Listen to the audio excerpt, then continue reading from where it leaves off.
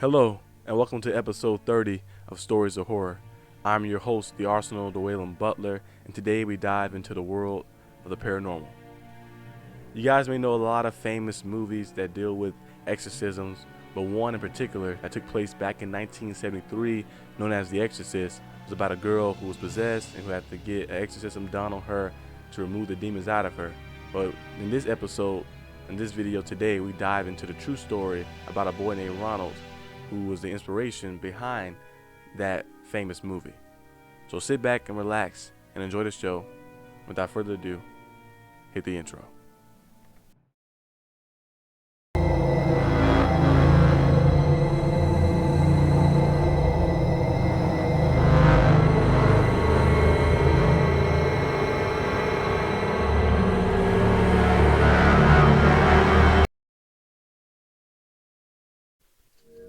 Back in the late 1940s, a 13-year-old boy was mourning the death of his aunt.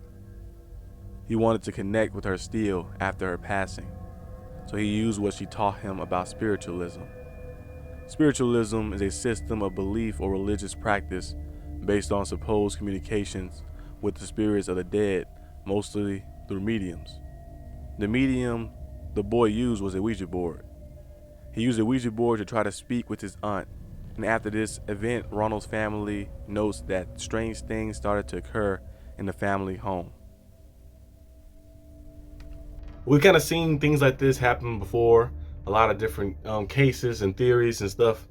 People trying to use like Ouija boards or tarot cards or any other sort of type of item to try to like reach and talk to things on the other side. There's a lot of history behind a lot of people using different like totems and all types of stuff to try to contact things on the other side, but that kind of can be dangerous because you really don't understand the forces, you really don't understand that type of world, that supernatural like world. And some people believe that maybe that stuff is all a hoax and all that stuff is fake, but it is some evil in the world. It's evil in the world, and you trying to go out there and not know what you're doing exactly and trying to contact something, and something can answer back, but it might not be the thing you're looking for. And that's kind of what we got the situation right here with the Roland case, or Ronald, when they found out the real name of the young boy.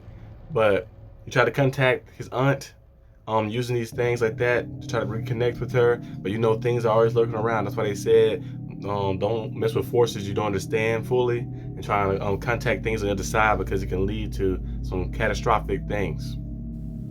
In January 1949, the family reported hearing strange dripping noises and scratching sounds around the house. Ronald's family thought this was the aunt trying to contact them, but then the family realized it was something else, something more dark and more sinister. But the next action the family made would be a terrible, terrible mistake. That's one of the main things as well, too, and we've seen a lot of possession cases or paranormal cases, anything that's dealing with some type of entity.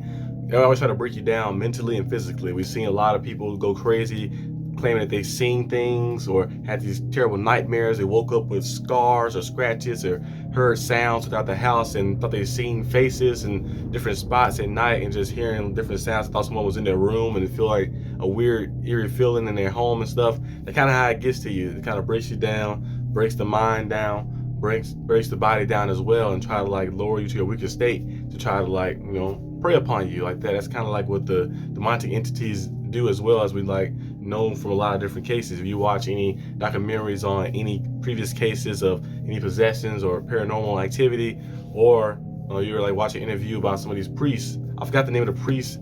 He passed away a few years ago, but he did a lot of exorcism cases, and he had a lot of history and a lot of things he discussed when he wrote about, and all the different things that he encountered in his time of doing this stuff. I believe he was in, I forgot where he's from. It wasn't in the United States. It was somewhere else. It was somewhere in Europe. I forgot exactly where he's from, but he was telling. I watched a documentary of that, about a couple hours of that, and he was talking about a lot of different experiences that happened to him, because he was doing it like since his whole life. He said grew up into like the being like a priest, because his father was one and stuff like that. So it's a lot of different ways that the demonic entities can use to break you down, to try to make you in a weak state so they can have their way with you.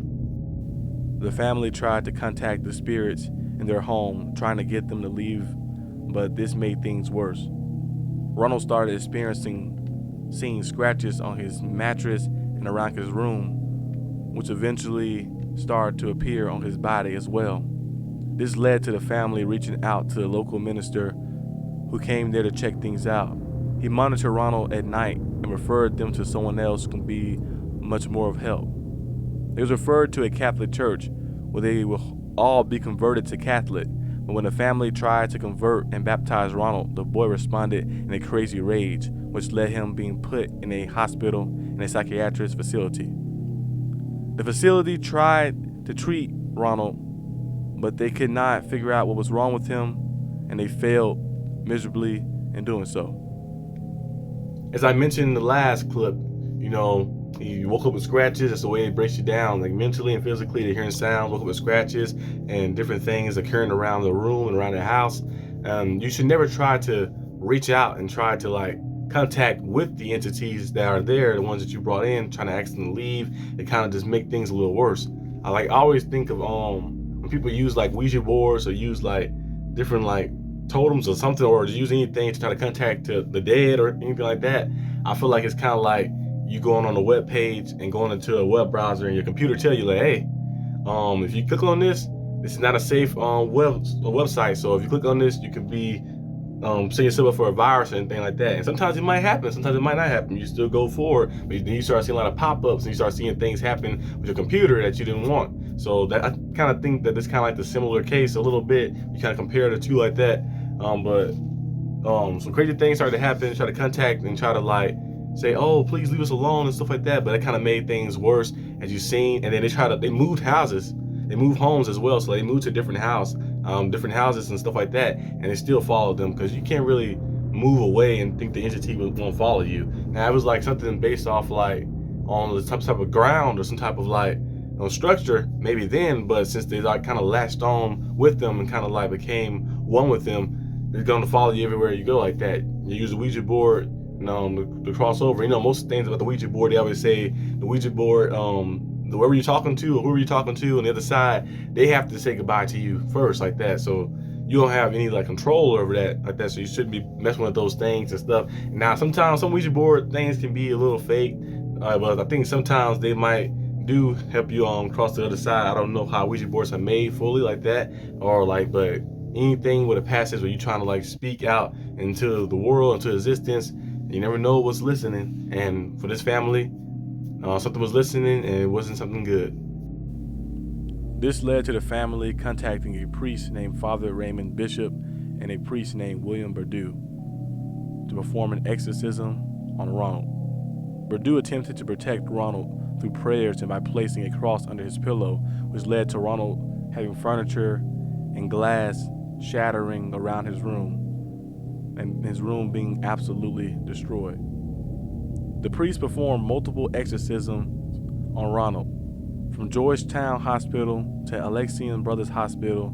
Many different places they went to try to treat Ronald. While the exorcisms were performed, the boy vomited, urinated, and spoke Latin in an adult-like voice that was unfamiliar and unknown to the family or anyone else in the room. The last exorcism ritual included Walter Hellman and William Van Roo, which was deemed successful.